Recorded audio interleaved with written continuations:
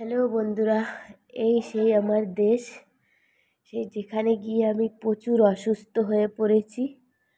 মানে এত অসুস্থ হয়ে পড়েছি, একদিন আমাকে হসপিটালে পর্যন্ত থাকতে হয়েছে।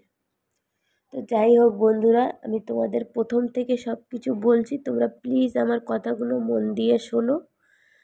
অনেক কষ্ট লাগবে এই বৌদিটার সম্পর্কে শুনে, দেখো তোমরা। যাই হোক, আমি যেদিন গেছিলাম সেদিনকারে বিকেলবেলা ওখানে আমবাগান আছে আমাদের, সেখানে গেছিলাম। আমবাগানে একটুখানি ঘুরতে গেছিলাম।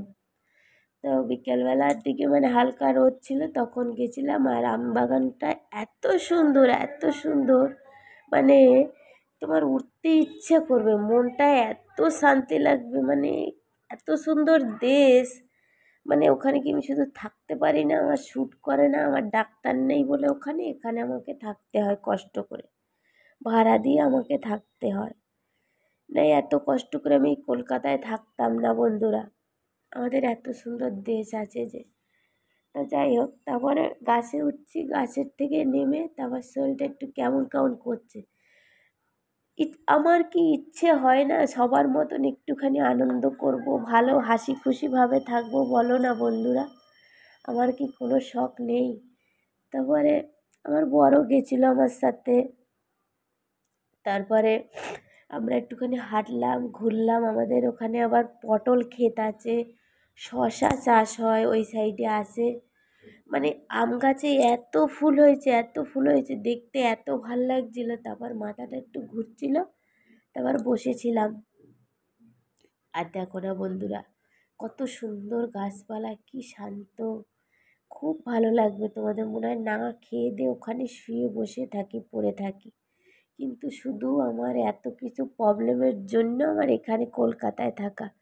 তো ওখান থেকে আসার পরের থেকেই আমার এই অবস্থা। একদিন হসপিটালে থেকে এসেছি, ভাবলাম তাও তোমাদেরকে এই ভিডিওটা শেয়ার করি।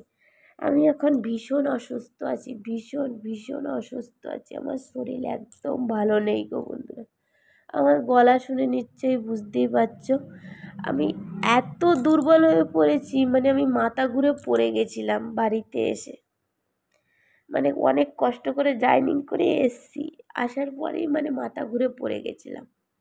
এই যে বলছিলাম না পটলের চাষ হয়, সব কিছু বলছিলাম না তোমাদেরকে, সব কিছু আমি দেখাবো বন্ধুরা।